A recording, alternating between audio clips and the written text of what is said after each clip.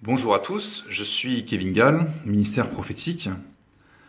Alors je voulais maintenant faire une vidéo, plutôt refaire une vidéo sur la notion de grande tribulation. Parce qu'apparemment le Seigneur il veut que j'insiste sur ces choses. Je suis très content de voir qu'il y a beaucoup de chrétiens qui m'écrivent pour m'expliquer qu'ils ont ouvert les yeux et que maintenant ils sont devenus des post-tribulationnistes, alors qu'avant ils étaient des pré-tribulationnistes. Eh bien, gloire à Dieu. Le problème, c'est que la majorité des pasteurs restent pré-tribulationnistes à l'heure actuelle. Ils ne veulent même pas entendre le message d'avertissement du Seigneur. Et moi, du coup, eh bien, je suis contraint d'expliquer aux chrétiens qu'ils doivent sortir de ces assemblées pour la bonne et simple raison que ces assemblées seront jugées sévèrement. Comment? Tout simplement par le moyen de la guerre civile et de la Troisième Guerre mondiale, Dieu va permettre que des jugements tombent contre des églises, certes des églises catholiques, mais également des églises évangéliques où Satan a des droits. Voilà. Donc c'est pas tellement réjouissant ce que j'annonce, mais c'est la vérité. Et j'en fais une affaire personnelle dans le sens où c'est clairement le Seigneur qui m'a appelé par des songes pour me faire comprendre que l'Église n'est pas enlevée avant l'apparition de l'Antéchrist et la Grande Tribulation, puisque je voyais clairement des queue-leu-leu de chrétiens être décapités les uns et les autres, et j'étais parmi la foule qui devait être décapitée. Donc j'ai déjà fait des vidéos pour expliquer aux chrétiens et aux pasteurs que non, nous devons voir l'Antéchrist apparaître et nous devons voir la Grande Tribulation, nous devons la subir, et le Seigneur interviendra donc pour mettre un terme à la grande tribulation en enlevant son église au moment de son avènement, d'accord? Et c'est à ce moment-là seulement qu'il y aura le jugement de la terre. Autrement dit, c'est ce qu'on appelle le jour du Seigneur ou le jour de l'Éternel. C'est la même chose que l'avènement du Seigneur qui comprend l'enlèvement de l'église. Donc, je voudrais faire comprendre aux pasteurs qui enseignent la doctrine pré-tribulationniste, que cette doctrine pré-tribulationniste n'a que 2 siècles.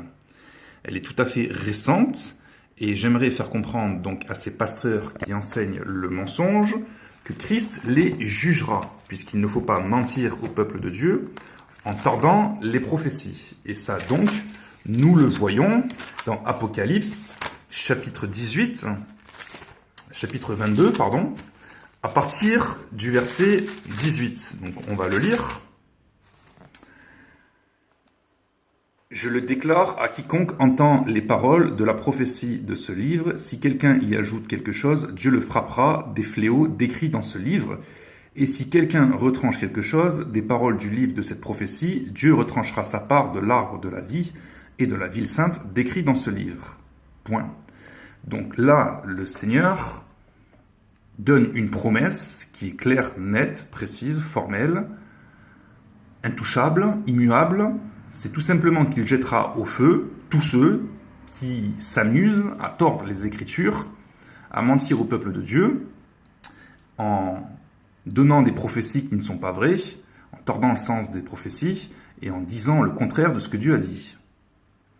Donc maintenant, on va aller dans Daniel chapitre 7.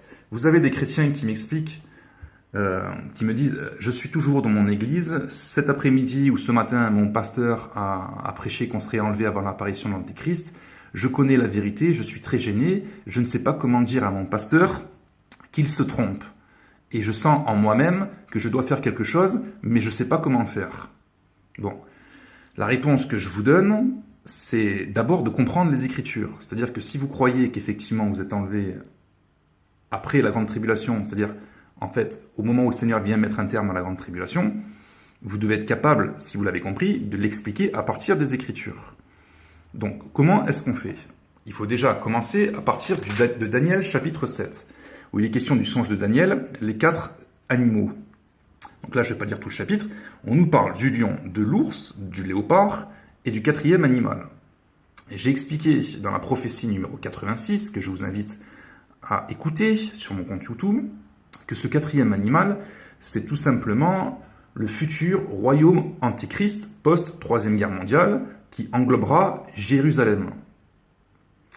Et ce quatrième animal, d'accord, sera en coexistence, en cohabitation et même en coopération avec le léopard, l'ours et le lion, qui sont trois autres royaumes puissants qui existeront sur la terre au moment du règne de l'Antéchrist. Donc, lorsque le gouvernement mondial sera établi après la Troisième Guerre mondiale, vous aurez une coexistence de trois grandes puissances, le lion, l'ours, le léopard et le quatrième animal, donc le royaume de l'Antéchrist. Le quatrième animal n'est pas le gouvernement mondial qui englobe toutes les nations du monde. Le quatrième animal est un royaume antichrist qui englobe simplement Jérusalem. Et comme je vous l'ai expliqué dans les prophéties précédentes, il faut qu'il ait le même visage que le visage du royaume primitif que Dieu a voulu donner à Abraham, Isaac, Jacob, venus par Moïse et Josué, donc qui englobe le Nil, le Liban et l'Euphrate. Ce quatrième animal, on a une description et on nous explique, à partir du verset 19, « Ensuite je désirais savoir la vérité sur le quatrième animal qui était différent de tous les autres extrêmement terribles, qui avait des dents de fer et des ongles d'airain, qui mangeait, brisait et foulait aux pieds ce qui restait sur les 10 cornes qu'il avait à la tête, et sur l'autre qui était sortie et devant laquelle 3 étaient tombés, sur cette corne qui avait des yeux, une bouche, parlant avec arrogance et une plus grande apparence que les autres.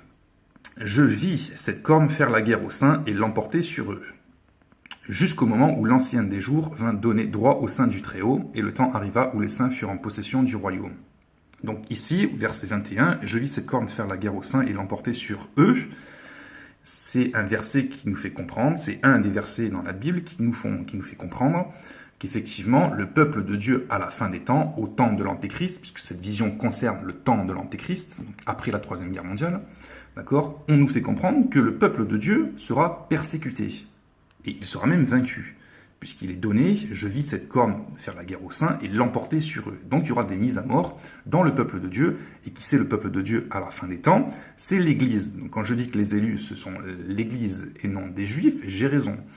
Maintenant, ce qu'il faut comprendre, c'est qu'à la fin des temps et au temps de l'Antéchrist, l'Église comprendra bien évidemment les chrétiens des nations et les Israélites convertis au Seigneur Jésus.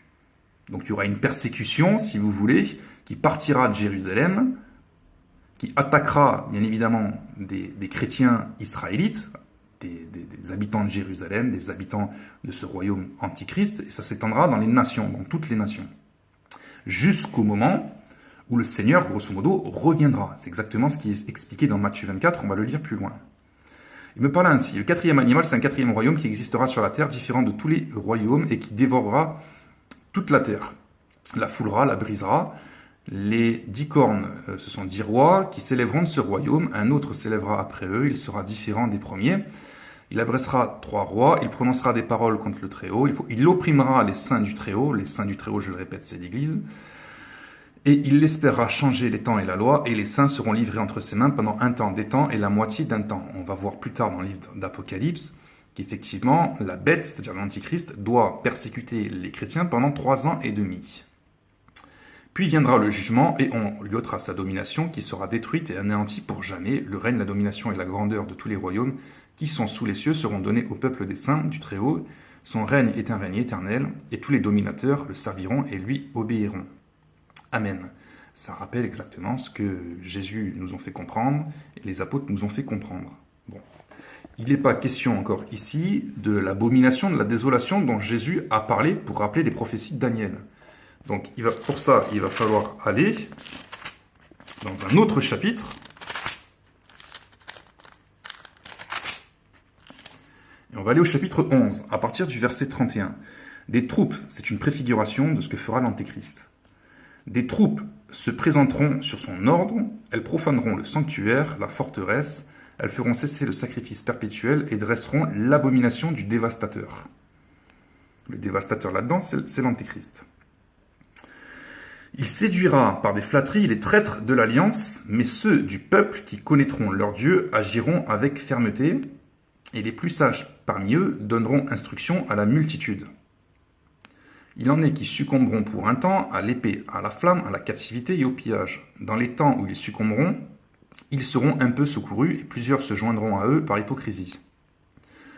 Quelques-uns des hommes sages qui succomberont afin qu'il soit épuré, purifié et blanchi jusqu'au temps de la fin, car il n'arrivera qu'au temps marqué.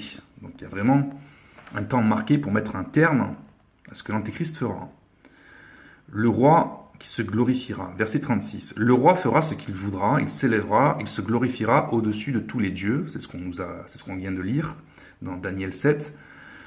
Il sera arrogant. Et il dira des choses incroyables contre le Dieu des dieux, très blasphémateur. Il prospérera jusqu'à ce que la colère soit consommée, car ce qui est arrêté s'accomplira. Il n'aura égard ni au Dieu de ses pères, ni à la divinité qui fait les délices des femmes. Il n'aura égard à aucun Dieu, car il se glorifiera au-dessus de tous. En effet, puisqu'il se prendra lui-même pour Dieu. Voilà. Toutefois, il honorera le Dieu des forteresses sur son piédestal, à ce Dieu que ne connaissaient pas ses pères. Il rendra des hommages avec de l'or et de l'argent, avec des pierres précieuses et des objets de prix. C'est avec le Dieu étranger qu'il agira contre les lieux fortifiés, et il comblera d'honneur ceux qui le reconnaîtront. Il les fera dominer sur plusieurs, il leur distribuera des terres pour récompense. C'est terrible. Donc ce Dieu-là, que l'Antéchrist va honorer, c'est tout simplement le dragon. Vous savez, du côté de Dieu, il y a le Père, le Fils, le Saint-Esprit. Du côté du diable, il y a le dragon, il y a l'Antéchrist, il y a le faux prophète. Il y a le monde. Ok, là, on va continuer.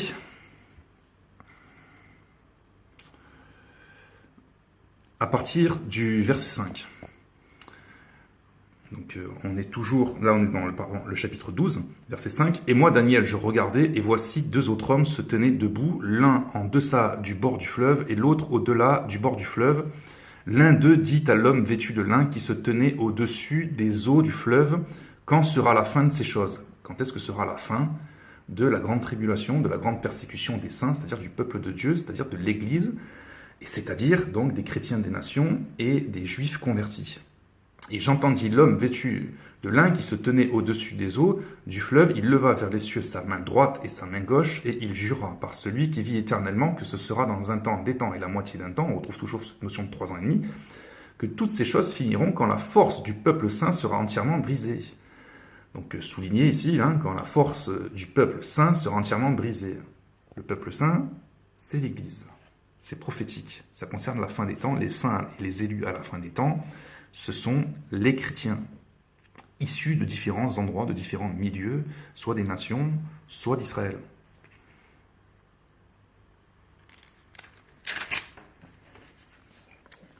Verset 11. Depuis le temps où cessera le sacrifice perpétuel, où sera dressée l'abomination du dévastateur, donc c'est vraiment cette notion d'abomination du dévastateur que nous devrons voir après la Troisième Guerre mondiale et le quatrième animal.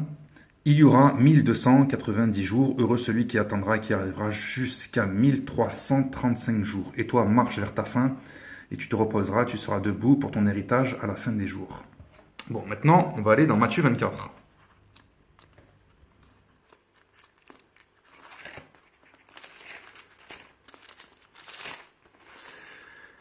Je sais que j'ai déjà fait des vidéos par rapport à ça, là je suis obligé de répéter. Comme Jésus s'en allait au sortir du temple, ses disciples s'approchèrent pour lui en faire remarquer les constructions. Mais il leur dit, « Voyez-vous tout cela? Je vous le dis en vérité, il ne restera pas ici pierre sur pierre qui ne soit renversée. » Donc ici, ça concerne bien la fin des temps et le moment de son avènement, c'est-à-dire de son retour pour enlever les chrétiens et juger la terre. Verset 3. Il s'assit sur la montagne des Oliviers, et les disciples vinrent en particulier lui faire cette question. « Dis-nous quand cela arrivera-t-il, et quel sera le signe de ton avènement et de la fin du monde ?» Jésus leur répondit, « Prenez garde que personne ne vous séduise, car plusieurs viendront sous mon nom, disant, c'est moi qui suis le Christ, et ils séduiront beaucoup de gens. Vous entendrez parler de guerre et de bruit de guerre, gardez-vous d'être troublés, car il faut que ces choses arrivent, mais ce ne sera pas encore la fin. Une nation s'élèvera contre une nation, et un royaume contre un royaume. Et il y aura en divers lieux des famines et des tremblements de terre, tout cela ne sera que le commencement des douleurs. » Ici, ça nous fait penser à la Première Guerre mondiale, la Deuxième Guerre mondiale et la Troisième Guerre mondiale. « Alors on vous livrera au tourment et l'on vous fera mourir. » Jésus parle ici de ses disciples qui, à la fin des temps, seront persécutés dans toutes les nations, ce qui n'est pas encore tout à fait le cas à l'heure actuelle. Ça a commencé effectivement au Moyen-Orient, et là, vous verrez que pendant la Troisième Guerre mondiale, ça va s'étendre à toutes les nations. Mais il ne parle pas ici de la grande tribulation. « Et vous serez haïs de toutes les nations à cause de mon nom. Alors, aussi plusieurs succomberont, et ils se trahiront, se haïront les uns les autres. Plusieurs faux prophètes s'élèveront et séduiront beaucoup de gens. Et parce qu'une iniquité se sera accrue, la charité du plus grand nombre se refroidira, mais celui qui persévérera jusqu'à la fin sera sauvé. Jésus parle ici en fait de la montée tout simplement d'un antichristianisme mondial. C'est exactement ce qui se passe par contre à l'heure actuelle avec cet esprit du nouvel ordre mondial qui est là depuis un certain nombre d'années et cette déchristianisation du monde qui est en train de se faire par des lois qui sont antichristes, etc. Vous voyez également un manque de charité qui se fait, de l'apostasie au sein de l'Église également. Cette bonne nouvelle du royaume sera prêchée dans le monde entier pour servir de témoignage à toutes les nations, alors viendra la fin. Verset 15. C'est pourquoi, lorsque vous verrez l'abomination de la désolation dont a parlé le prophète Daniel établie en lieu saint. Donc Jésus nous fait comprendre qu'à l'époque de l'Antéchrist, de la fin des temps, son peuple, les élus, les saints, ses disciples, devront voir un signe clair, net et précis. L'abomination de la désolation, c'est la profanation du temple par l'Antéchrist qui se proclamera lui-même Dieu et qui blasphémera contre Dieu, qui souillera le temple, qui souillera la ville sainte également, c'est-à-dire Jérusalem. Le lieu saint, c'est Jérusalem. Donc je vous invite encore à comprendre la prophétie 82 que j'ai publiée pour vous faire comprendre que la femme, la grande prostituée, la fameuse Babylone, est une ville et que cette ville, puisqu'elle est prostituée, c'est donc forcément Jérusalem. Puisqu'une ville prostituée, elle est forcément infidèle pour se livrer à d'autres personnes ou d'autres entités ou à d'autres dieux et profaner tout simplement l'alliance que Dieu a fait avec elle. Donc le lieu saint, ça a toujours été Jérusalem. La grande prostituée, ce sera la future Jérusalem post-Troisième Guerre mondiale. Que celui qui lit fasse attention.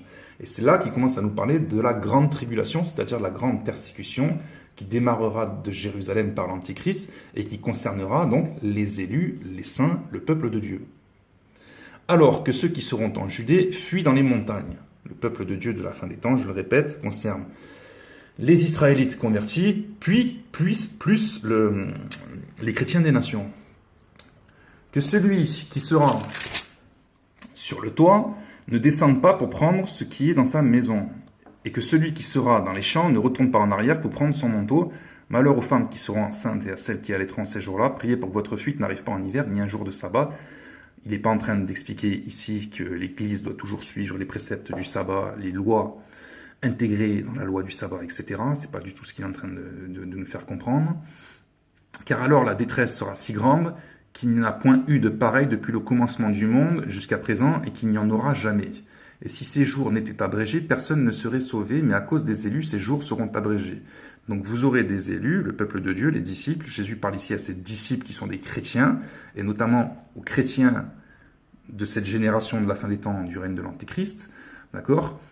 Il nous fait comprendre que ça partira de Jérusalem, la grande tribulation, mais que le Seigneur interviendra. Et il faut absolument qu'il intervienne, sinon il n'y aurait plus un chrétien sur la terre.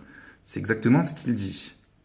Et si ces jours n'étaient abrégés, personne ne serait sauvé, mais à cause des élus, ces jours seront abrégés. Donc le Seigneur interviendra. Exactement comme on l'a lu dans Daniel. Mais pour ça, il faut qu'il y ait le quatrième animal, et pour ça, il faut qu'il y ait la troisième guerre mondiale. Verset 23. Si quelqu'un vous dit alors, le Christ est ici ou il est là, ne le croyez pas, car il s'élèvera de faux Christ et de faux prophètes, et ils feront des grands prodiges et des miracles, au point de séduire, s'il était possible, même les élus. Voici, je vous l'ai annoncé d'avance. Si donc on vous dit, voici il est dans le désert, n'y allez pas, voici il est dans les chambres, ne le croyez pas. Car comme l'éclair part de l'Orient et se monte jusqu'en Occident, ainsi sera l'avènement du Fils de l'homme. Donc notez bien, ici Jésus parle de l'avènement du Fils de l'homme, c'est-à-dire de son retour, pour mettre un terme donc à la grande tribulation. Et je voulais faire une parenthèse aussi, c'est qu'à partir du verset 26, il nous parle de quelque chose de bizarre. Si donc on vous dit, voici, il est dans le désert, n'y allez pas, voici, il est dans les chambres, ne le croyez pas, car comme l'éclair part de l'Orient et se monte jusqu'en Occident, ainsi sera l'avènement du Fils de l'homme. Vous aurez une supercherie aussi à la fin des temps. Apparemment, on fera croire que le Christ, il est à droite, il est à gauche, etc., etc. Et en fait, Jésus nous fait comprendre que lorsqu'il lui reviendra, ça se verra d'une extrémité du ciel à l'autre. En quelque lieu que soit le cadavre, là s'assembleront les aigles. Ça, c'est un verset à mettre en contexte avec Apocalypse, chapitre 19, verset 17. Aussitôt, après ces jours de détresse, donc après quoi ? Après les 3 guerres mondiales, après le 4e animal, donc le gouvernement, le royaume de l'Antéchrist qui englobera Jérusalem, après la profanation du temple de Jérusalem, donc il faut déjà que le temple soit reconstruit, après la grande tribulation qui partira de Jérusalem, vous aurez des signes cosmiques. Aussitôt après ces jours de tresse, le soleil s'obscurcira, la lune ne donnera plus sa lumière, les étoiles tomberont du ciel et les puissances des cieux seront ébranlées. Alors le signe du Fils de l'homme paraîtra dans le ciel, toutes les tribus de la terre se lamenteront et elles verront le Fils de l'homme venant sur les nuées du ciel avec une puissance et une grande gloire. Donc ici, il descend du ciel. Mais pas pour poser ses pieds à Armageddon. Verset 31, il enverra ses anges avec la trompette retentissante et ils rassembleront ses élus des 4 vents depuis une extrémité des cieux jusqu'à l'autre. Donc elle est là la fameuse trompette, d'accord, de l'enlèvement de l'Église lors de l'avènement du Seigneur. Et je le répète, l'avènement du Seigneur en fait se fera en plusieurs étapes. La première chose, c'est l'enlèvement de l'Église après les signes qu'il a donnés, qui sont très clairs. D'ailleurs, il insiste. Instruisez-vous par une comparaison tirée du figuier. Dès que ses branches deviennent tendres et que les feuilles poussent, vous connaissez que l'été est proche. De même, quand vous verrez toutes ces choses, sachez que le Fils de l'homme est proche, à la porte. Je vous le dis en vérité, cette génération ne passera point que tout cela n'arrive. Autrement dit, ça va passer en une seule génération, tous ces signes. Le ciel et la terre passeront, mais mes paroles ne passeront point. La venue inopinée du Fils de l'homme. Pour ce qui est du jour et de l'heure, personne ne le sait, ni les anges des cieux, ni le Fils, mais le Père seul. Donc ça, il va falloir vraiment rabâcher ces choses à Claude Inerski. Verset 37. Ce qui arrivera du temps de Noé arrivera de même à l'avènement du Fils de l'homme. Le même avènement qu'on vient de lire. Verset 27. Le même avènement qu'on vient de lire ici, à partir du verset 30. Car dans les jours qui précédèrent le déluge, les hommes mangeaient et buvaient, se mariaient et mariaient leurs enfants jusqu'au jour où Noé entra dans l'arche. Et ils ne se doutèrent de rien, jusqu'à ce que le déluge vint et les emporta tous. Il en sera de même à l'avènement du Fils de l'homme. Alors, de 2 hommes qui seront dans un champ, l'un sera pris et l'autre laissé. De 2 femmes qui moudront à la meule, l'une sera prise et l'autre laissée. Donc Jésus est très clair dans Matthieu 24. Et le reproche que le Seigneur fait aux pasteurs pré-tribulationnistes, c'est qu'ils ne lisent pas et ils ne comprennent pas Matthieu 24 dans son intégralité, où Jésus dit clairement que l'un sera pris et l'autre laissé à l'avènement du Fils de l'homme, c'est-à-dire au son de la trompette lorsqu'il va descendre, après les signes qu'il a donnés, donc qui incluent les guerres mondiales, l'apostasie, la dégénérescence, la déchristianisation du monde, l'apparition du temple de l'Antéchrist, l'abomination du temple de l'Antéchrist, la grande tribulation et les signes cosmiques. C'est ça que Jésus fait comme reproche aux pasteurs pré-tribulationnistes, et on va lire ensuite Paul, après, qui confirmera les paroles de Daniel et les paroles de Jésus. Jésus ayant confirmé les paroles de Daniel. Donc il nous dit clairement qu'il reviendra d'une manière subite après les signes qu'il a donnés. Il viendra comme un voleur. Donc il nous demande en fait d'être prêts, de nous tenir prêts quand on verra tous ces signes. Et j'ai expliqué la parabole 25, où il est question des vierges sages et des vierges folles.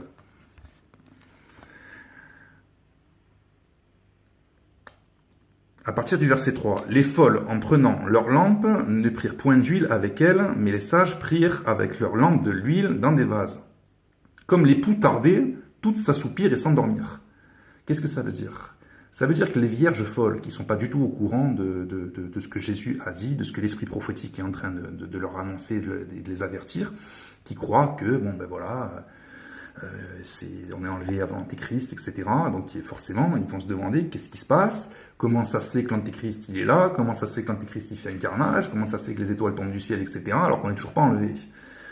Bien évidemment, les vierges folles, d'accord, ceux qui n'ont pas pris la connaissance avec elles, elles vont se demander qu'est-ce qui fait le Seigneur, comme l'époux tardait, toutes s'assoupirent et s'endormirent. Au milieu de la nuit, on criera, voici l'époux, allez à sa rencontre. Donc le milieu de la nuit, ici c'est une parabole, hein. Ça ne veut pas dire que Jésus va revenir la nuit.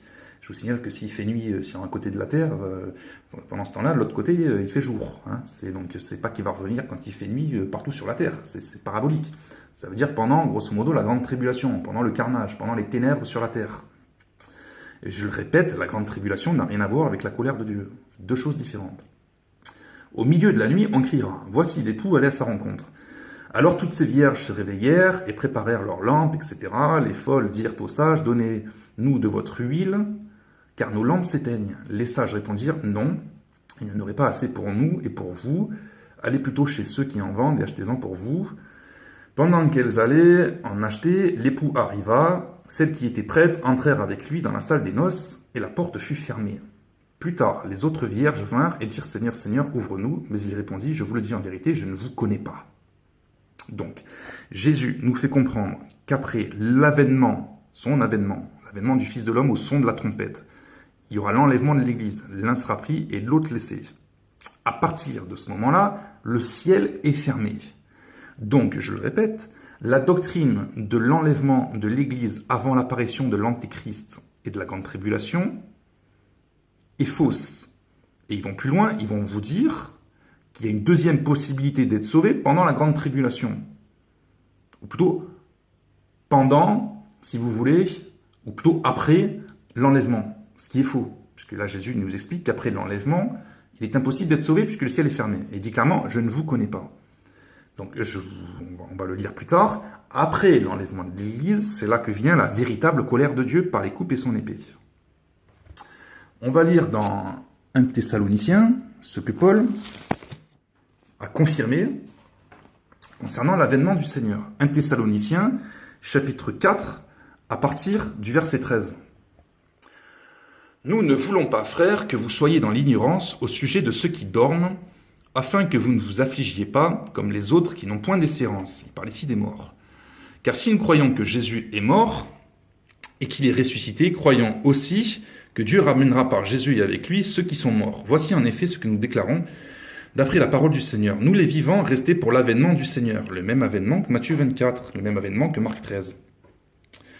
Nous ne devancerons pas ceux qui sont morts, car le Seigneur lui-même a un signal donné à la voix d'un archange et au son de la trompette de Dieu descendra du ciel et les morts en Christ ressusciteront premièrement. Ensuite, nous les vivants qui serons restés, nous serons tous ensemble enlevés avec eux sur des nuées à la rencontre du Seigneur dans les airs et ainsi nous serons toujours avec le Seigneur. Donc là, il confirme exactement Matthieu 24 que nous avons lu. Consolez-vous donc les uns et les autres par ces paroles.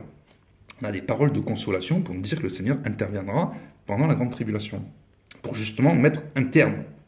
Donc s'il vient mettre un terme, c'est qu'il vient à la fin. C'est pour ça qu'on dit qu'on est des post-tribulationnistes. On croit à l'enlèvement à la fin de la grande tribulation, tout simplement parce que le Seigneur vient y mettre un terme. Donc c'est pas qu'il vient nous enlever au milieu de la grande tribulation, il vient nous enlever pendant la grande tribulation pour y mettre un terme. Donc, c'est pas qu'on est mi-tribulationniste ou autre, on est enlevé quand le Seigneur vient mettre un terme à la grande tribulation pour nous sauver, sinon aucun élu serait encore vivant sur terre. Et à ce moment-là, vient s'abattre la colère. Donc on doit être consolé dans le sens que, bon, ben, ça va pas durer éternellement ce chaos sur la terre, le Seigneur interviendra. Chapitre 5. Pour ce qui est des temps et des moments, vous n'avez pas besoin, frères, qu'on vous en écrive. Car vous savez bien vous-même que le jour du Seigneur viendra comme un voleur. Exactement, Matthieu 24. Dans la nuit, quand les hommes diront paix et sûreté, alors une ruine soudaine les surprendra, comme les douleurs de l'enfantement surprennent la femme enceinte et ils n'échapperont point. Donc pendant le gouvernement mondial, si vous voulez, ils vont tous se croire en paix, ça sera la fiesta antichrist, il y aura du n'importe quoi, ça c'est sûr. Les chrétiens seront très méprisés, persécutés, emprisonnés, crucifiés, immolés par le feu. C'est ça la grande tribulation, d'accord? Et si vous voulez, qu'est-ce que Paul nous dit ici? Pour ce qui est des temps et des moments, vous n'avez pas besoin, frères, qu'on vous en écrive, car vous savez bien vous-même que le jour du Seigneur, c'est-à-dire le jour de l'avènement du Seigneur, c'est la même chose que le jour de l'Éternel dans l'Ancien Testament, c'est exactement la même chose. Donc je comprenais pas, et je ne comprends toujours pas comment ça se fait que des pasteurs qui ont 40 ans, 50 ans de ministère nous expliquent que le jour du Seigneur et le jour de l'Éternel sont deux jours différents, ça n'a rien à voir, alors que non, ben, si vous, je vous le révèle, le Seigneur et l'Éternel, c'est la même chose. Mais vous, frères, vous n'êtes pas dans les ténèbres pour que ce jour vous surprenne comme un voleur. Donc le Seigneur viendra comme un voleur, oui, mais après les signes qu'il a donnés. Vous êtes tous des enfants de la lumière et des enfants du jour. Nous ne sommes point de la nuit, ni des ténèbres. Ne dormons donc point comme les autres, mais veillons et soyons sobres. Car ceux qui dorment, dorment la nuit, et ceux qui s'enivrent, s'enivrent la nuit. Mais nous qui sommes du jour, soyons sobres, ayant revêtu la cuirasse de la foi et de la charité, en ayant pour casque l'espérance du salut, car Dieu ne nous a pas destinés à la colère sur la terre, c'est-à-dire au jour du Seigneur, après l'enlèvement, mais à l'acquisition du salut. Donc, il ne nous a pas non plus destinés à la géhenne et au jugement éternel, mais à l'acquisition du salut, par notre Seigneur Jésus-Christ qui est mort pour nous, etc., etc.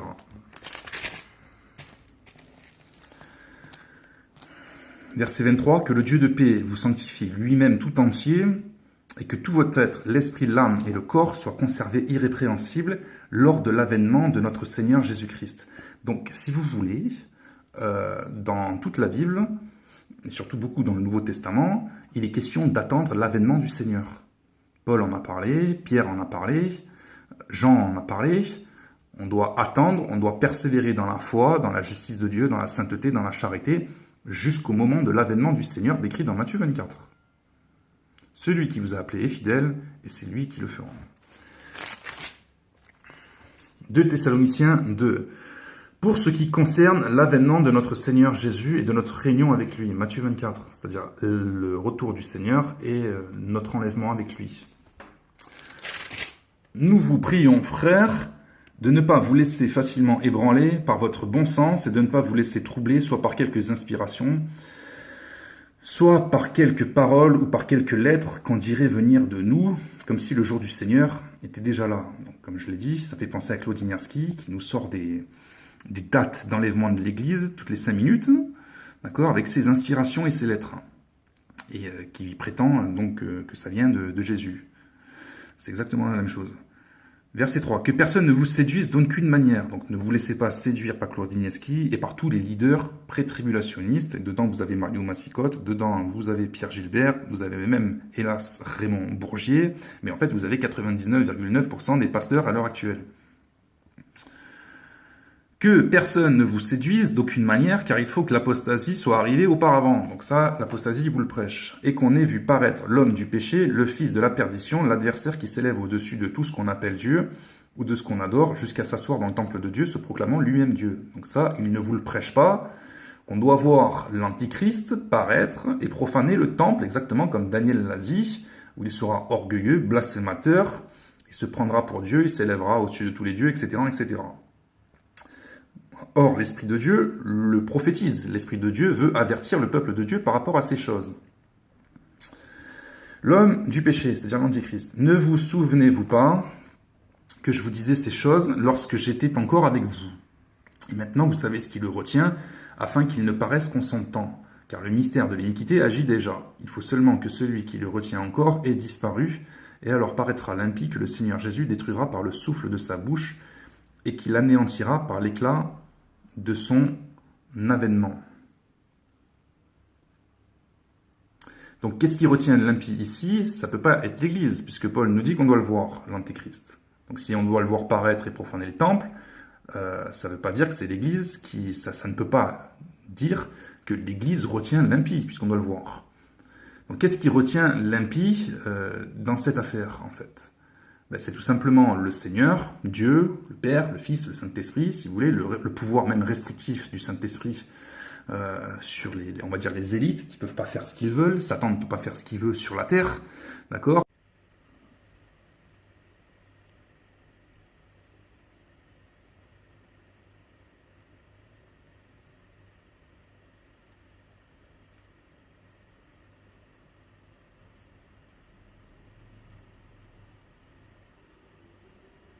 Soit chassé du ciel, selon Apocalypse chapitre 12.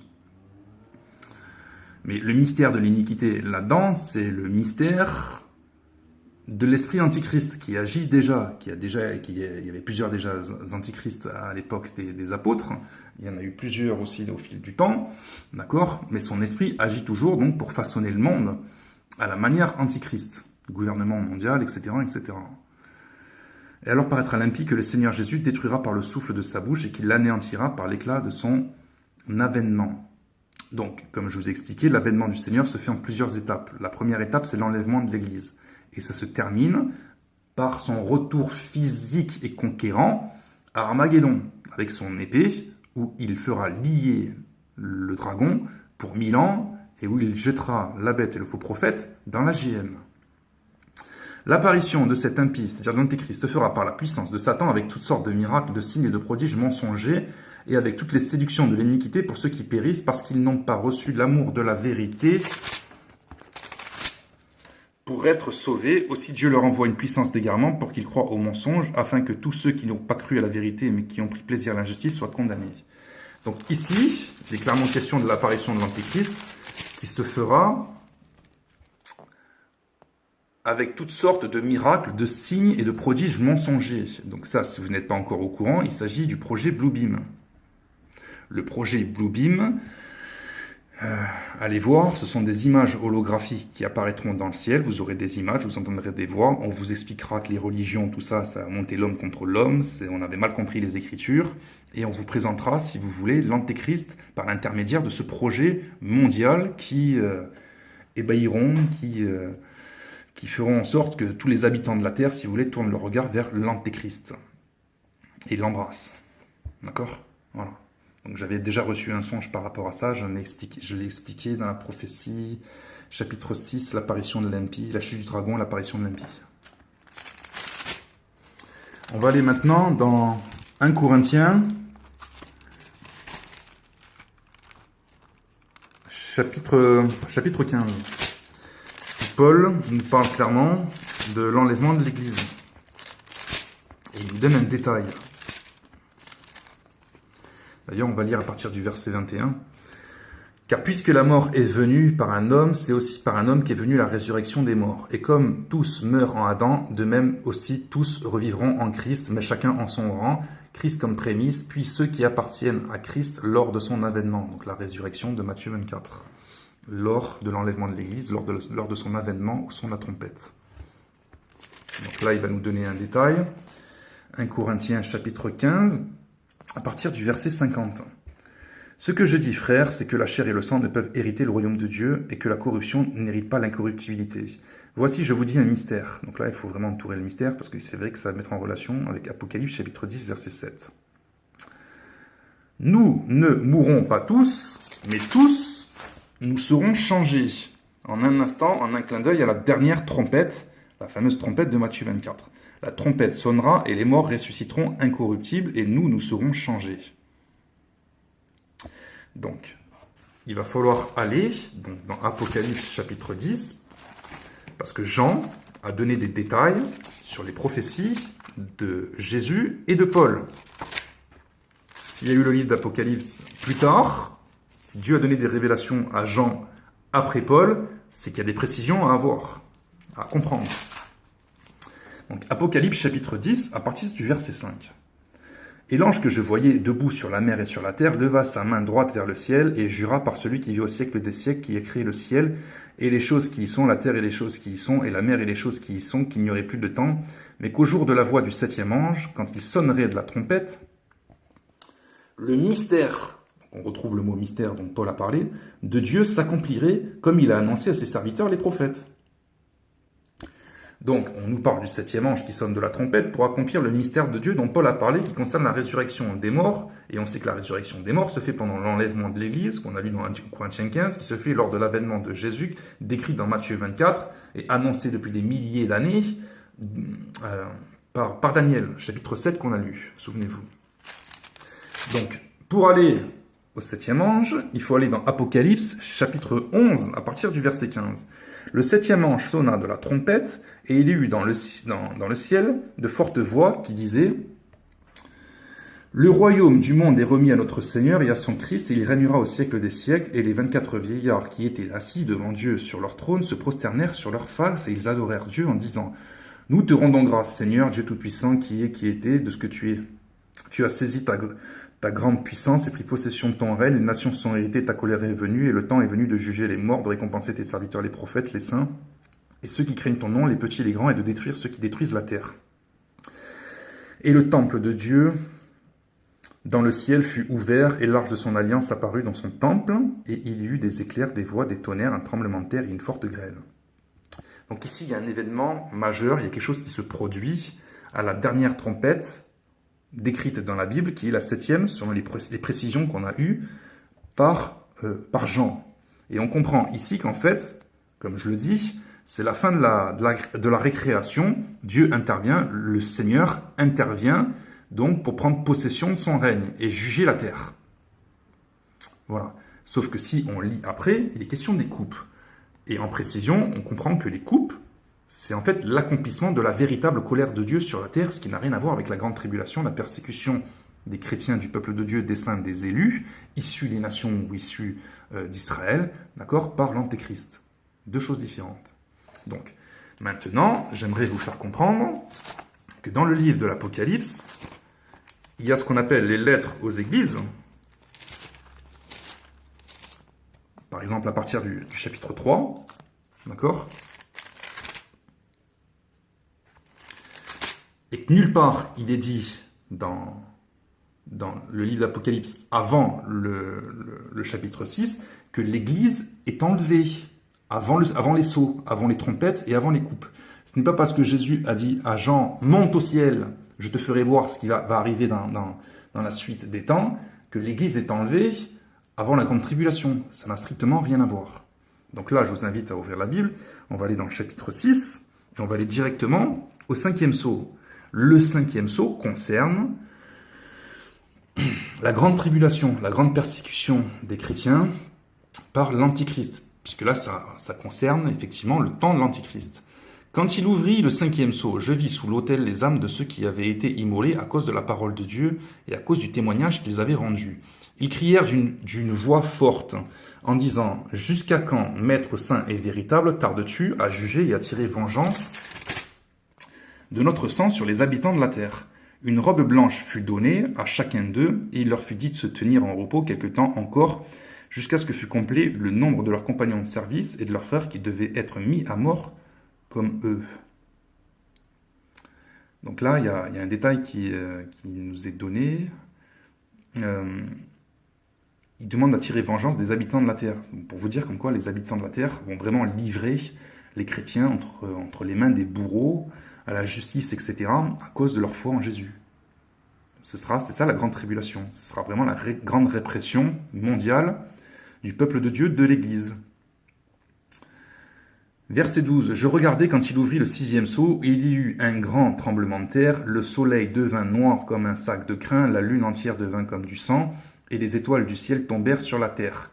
Comme lorsqu'un figuier secoué par un vent violent jette ses figues vertes, le ciel se retira comme un livre qu'on roule, et toutes les montagnes et les îles furent remuées de leur place. Les rois de la terre, les grands, les chefs militaires, les riches, les puissants, tous ceux qui sont dans les bunkers, tous les esclaves et les hommes libres se cachèrent dans les cavernes et dans les rochers des montagnes, et ils disaient aux montagnes et aux rochers, tombez sur nous et cachez-nous devant la face de celui qui est assis sur le trône et devant la colère de l'agneau, car le grand jour de sa colère est venu et qui peut subsister. Donc vous voyez, il faut faire la différence entre la grande tribulation et la colère de Jésus, qui concerne effectivement les météorites. Donc là, ce 6e sceau, c'est exactement les signes cosmiques que Jésus a donnés dans Matthieu 24, avant l'enlèvement des chrétiens, lors de son avènement. Vous voyez? Donc on doit forcément traverser ces six premiers sceaux. Donc on n'est pas enlevé avant les sceaux, c'est impossible. C'est un mensonge. Chapitre 7, les 144 000 marqués du sceau. Là, ça concerne donc les Israélites qui se convertiront au Seigneur Jésus-Christ et qui deviendront chrétiens, qui seront donc greffés à l'olivier franc qui concerne Dieu par Jésus-Christ. Ils rentreront dans l'alliance pour accomplir justement la prophétie de Romains 11, où on explique qu'il y a le temps des nations, et à la fin, quand tous les païens entreront dans le royaume, alors, grosso modo, les Juifs seront sauvés. Et là, on a une précision par le livre de Jean, on nous explique qu'il y aura 144 000 Israélites sauvés, 12 000 de chaque tribu. Mais ce que je voudrais vous faire remarquer, c'est qu'ils seront présents, donc, à la fin des temps, au même titre que les chrétiens des nations. Puisqu'il est expliqué à partir du chapitre 7, après cela, je vis 4 anges debout aux 4 coins de la terre. Ils retenaient les 4 vents de la terre, afin qu'il ne soufflât point de vent sur la terre, ni sur la mer, ni sur aucun arbre. Et je vis un autre ange qui montait du côté du soleil levant et qui tenait le sceau du Dieu vivant. Il cria d'une voix forte aux 4 anges, à qui il avait été donné de faire du mal à la terre et à la mer. Et il dit, ne faites point de mal à la terre, ni à la mer, ni aux arbres, jusqu'à ce que nous ayons marqué du sceau le front des serviteurs de notre Dieu. Donc, vous aurez des fléaux qui vont atteindre la terre sans atteindre le peuple de Dieu. Et ici, le peuple de Dieu, ce sont les 12 000 juifs de chaque tribu, c'est-à-dire les 144 000 que Dieu s'est réservés à la fin des temps pour être sauvés, entrer dans son alliance. Après cela, je regardais et voici, il y avait une grande foule que personne ne pouvait compter. Je vous signale qu'avant que les les Juifs entrent dans l'Alliance, vous avez déjà une persécution mondiale des chrétiens des nations. Je viens de le lire. Après cela, je regardais, et voici, il y avait une grande foule que personne ne pouvait compter, de toute nation, de toute tribu, de tout peuple et de toute langue. Donc, tous les martyrs chrétiens de la fin des temps, la grande tribulation. Ils se tenaient devant le trône et devant l'agneau revêtu de robes blanches et des palmes dans leurs mains, et ils criaient d'une voix forte en disant « Le salut est à notre Dieu qui est assis sur le trône et à l'agneau. » Et tous les anges se tenaient autour du trône et les vieillards et les 4 êtres vivants, et ils se prosternèrent devant leur face, devant le trône, et ils adorèrent Dieu en disant « Amen, la louange, la gloire, la sagesse, l'action de grâce, l'honneur, la puissance et la force soient à notre Dieu au siècle des siècles. Amen. » Et l'un des vieillards prit la parole et me dit « Ceux qui sont revêtus de robes blanches, qui sont-ils et d'où sont-ils venus ?» Je lui dis « Mon Seigneur, tu le sais. » Et il me dit « Ce sont ceux qui viennent de la grande tribulation, ils ont lavé leurs robes et ils les ont blanchies dans le sang de l'agneau. » On a dit que ces personnes-là, vêtues de blanc, qui viennent de la grande tribulation, ils viennent de toutes les nations. Donc les chrétiens traverseront bien la grande tribulation, c'est clair. On a dit qu'on doit voir l'Antichrist, on doit voir l'abomination de la désolation, on doit voir la grande tribulation qui partira de Jérusalem, on doit voir les Juifs, notamment 144 000 Juifs qui doivent rentrer dans l'Alliance, d'accord, avant l'enlèvement des restants, des chrétiens qui vont rester, sinon personne ne serait sauvé. Verset 15, et c'est pour cela qu'ils sont devant le trône de Dieu, le servent jour et nuit, son temple, etc. Bon. On a, par exemple, au chapitre 9, le 5e et la 6e trompette. On nous parle d'une étoile qui frappe la terre, qui ouvre le puits de l'abîme. Verset 4. Il leur fut dit, concernant les sauterelles qui sortiront de la terre, au jour de ce fléau-là, il leur fut dit de ne point faire de mal à l'herbe de la terre, ni à aucune verdure, ni à aucun arbre, mais seulement aux hommes qui n'avaient pas reçu le sceau de Dieu sur leur front. Mais seulement aux hommes qui n'avaient pas le sceau de Dieu sur leur front. Donc vous aurez encore un fléau qui atteindront la terre, des hommes, mais pas des chrétiens. Pas des chrétiens. Voilà, donc des chrétiens seront encore sur terre pendant la 5e et la 6e trompette. Et comme je vous l'ai précisé ensuite, l'enlèvement se fera donc à la 7e et dernière trompette de Dieu, qui est la dernière trompette décrite dans la Bible. Le 7e ange. Après ça, vous n'avez plus de présence du chrétien sur la terre au règne de l'Antéchrist. Pourquoi? Parce que l'enlèvement a été fait. On l'a lu. Le Christ vient prendre possession de son règne. Alors viendra quoi? Les coupes. On le verra plus tard. Vous avez le chapitre 12 qui vous explique qu'il y a une guerre dans le ciel à la fin des temps et que Satan et les démons n'ont plus leur place dans le ciel. Ça, c'est pas une prophétie qui s'est faite avant Adam et Ève. C'est une prophétie de la fin des temps. Le ciel est fermé pour Satan et les démons qui sont précipités sur la terre. Donc vous les aurez physiquement à la fin des temps. C'est déjà le cas. Avec les aliens, les ovnis, les sirènes qui font ce qu'elles veulent, elles bronzent, etc. en même temps que vous. Donc on est là. Malheur à la terre et à la mer, car le diable est descendu vers vous, animé d'une grande colère, sachant qu'il a peu de temps. Quand le dragon vit qu'il avait été précipité sur la terre, il poursuivit la femme. Ça me fait penser à la Shoah, moi. Qui avait enfanté l'enfant mâle, persécution des Juifs qui sont manipulés à la fin des temps, etc. L'établissement d'Israël 48 vers le sionisme Illuminati, et là la Troisième Guerre mondiale aussi, bon bref. Et comme par hasard, on parle de désert, je vous signale que c'était désertique, la Palestine. Et les 2 ailes du grand aile furent données à la femme, afin qu'elle s'envolât au désert, vers son lieu où elle fut nourrie un temps, des temps et la moitié d'un temps, loin de la face du serpent. Et sa bouche, le serpent lança de l'eau, comme un fleuve derrière la femme, afin de l'entraîner par le fleuve. Et la terre secourut la femme, et la terre ouvrit sa bouche et engloutit le fleuve que le dragon avait lancé de sa bouche. Et le dragon fut irrité contre la femme, et s'en alla faire la guerre à qui? Au reste de sa postérité, à ceux qui gardent les commandements de Dieu et qui ont le témoignage de Jésus.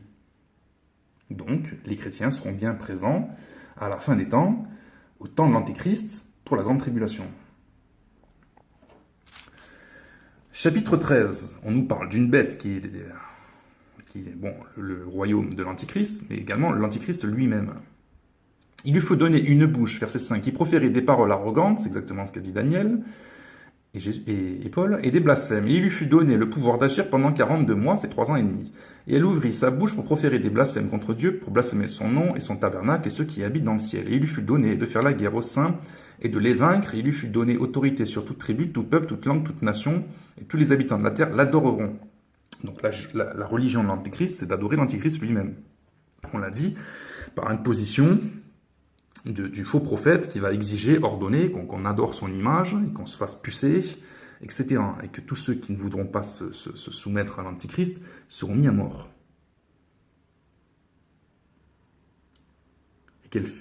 Et qu'elle fit que tous ceux qui n'adoraient pas l'image de la bête fussent tués. C'est ça la grande tribulation. Bon. Et ici, Jean nous fait comprendre qu'on devra être là. Si quelqu'un a des oreilles, qu'il entende. Si quelqu'un mène en captivité, il ira en captivité. Si quelqu'un tue par l'épée, il faut qu'il soit tué par l'épée. C'est ici la persévérance, c'est la foi des saints. Donc il y a vraiment un encouragement, si vous voulez, de Dieu concernant son peuple, c'est-à-dire l'Église, à persévérer pendant ces temps de difficultés majeures. Il lui fut donné de faire la guerre aux saints et de les vaincre, c'est clair. Et là, on nous demande de persévérer. C'est exactement ce qu'a dit Paul. De persévérer dans la foi, dans la charité, dans la sainteté, etc., jusqu'au retour du Seigneur.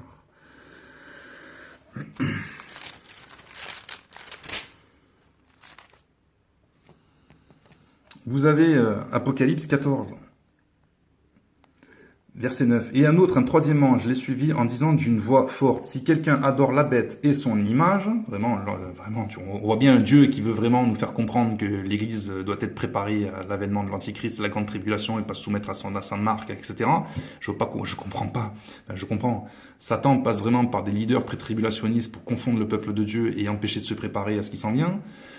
Si quelqu'un adore la bête et son image et reçoit une marque sur son front ou sur sa main, il boira lui aussi du vin de la fureur de Dieu, versé sans mélange dans la coupe de sa colère, et il sera tourmenté dans le feu et le soufre.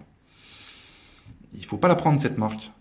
Devant les saints, les anges et devant l'agneau. Et la fumée de leur tourment monte au siècle des siècles, et ils n'auront de repos ni jour ni nuit ceux qui adorent la bête et son image, et quiconque reçoit la marque de son nom. Donc il ne va pas falloir la prendre, cette marque. C'est ici la persévérance des saints qui gardent les commandements de Dieu et la foi de Jésus. Donc c'est marqué. Donc les leaders pré-tribulationnistes vous disent que vous êtes enlevés avant l'Antichrist, c'est la grande tribulation, et qu'il y aura une deuxième possibilité d'être sauvé pendant la grande tribulation. Ce n'est pas biblique.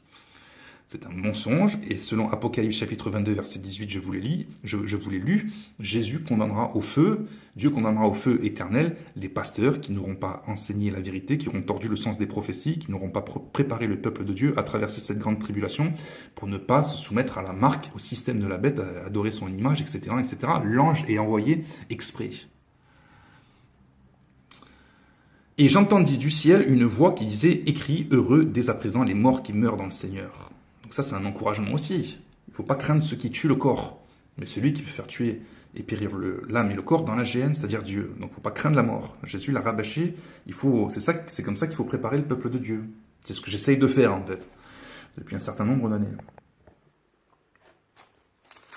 La moisson de la terre. Je regardais et voici, il y avait une nuée blanche, et sur la nuée était assis quelqu'un qui ressemblait à un fils d'homme, ayant sur sa tête une couronne d'or et dans sa main une faucille tranchante. Ça correspond à l'enlèvement aussi, ça. Et un autre ange sortit du temple, criant d'une voix forte, celui qui était assis sur la nuée, lance ta faucille et moissonne, car l'heure de moissonner est venue, car la moisson de la terre est mûre. Ça reprend la 7e trompette, ça. Ça reprend le moment où le Seigneur intervient pour enlever son église et juger la terre. C'est ça la grande moisson.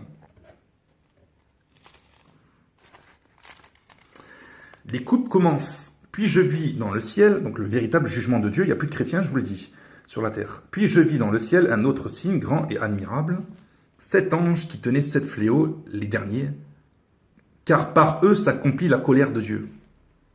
Donc là, on comprend que la véritable colère de Dieu, elle commence là en vérité, pendant les coupes, jusqu'à l'épée, par Armageddon. Et je vis comme une mer de verre mêlée de feu, et ceux qui avaient vaincu la bête et son image et le nombre de son nom, debout sur la mer de verre, ayant des harpes de Dieu, ils chantaient le cantique de Moïse, le serviteur de Dieu, et le cantique de l'agneau, en disant « Tes œuvres sont grandes et admirables, Seigneur Dieu Tout-Puissant, tes voies sont justes et véritables, Roi des nations, qui ne craindrait Seigneur et ne te glorifier ton nom, car seul tu es saint, et toutes les nations viendront et se prosterneront devant toi, parce que tes jugements ont été manifestes. Après cela, je regardais dans le temple, etc. etc. » Ici, Jean a une vision, il voit toute l'église dans le ciel, y compris ceux de la grande tribulation. Ils ont des harpes de Dieu, ça chante des cantiques, ils ont vaincu la bête, tout simplement parce que ils ont préféré mourir pour Dieu plutôt que de se livrer à la puce, à la marque, à l'adoration de l'Antéchrist. C'est pour ça qu'ils ont été vaincus. Mais ils ont vaincu la bête. Mais ils sont morts. Ils ont vaincu dans la foi, si vous voulez. C'est ça qu'il faut comprendre. Donc, il ne faut pas avoir peur de mourir. Donc, ensuite, vous avez vraiment le jugement par les coupes. Bon, ici, chapitre 17, on l'a lu dans les prophéties précédentes. On a vu que, par exemple, « Et je vis cette femme ivre du sang des saints et du sang des témoins de Jésus. » Donc, vous aurez une grande persécution qui partira de Jérusalem. On a dit dans la prophétie 82 que cette femme est la fameuse Jérusalem post-Troisième Guerre mondiale, capitale du monde. Verset 18 nous explique donc que c'est une femme et que c'est une ville. Et que cette ville, elle est à la royauté sur les rois de la terre, c'est la capitale du monde. Jugement de Babylone, nous laissons comprendre également aussi que c'est Babylone, puisque c'est là qu'on a retrouvé le sang des prophètes. Il suffit de lire le dernier verset. Chapitre 20.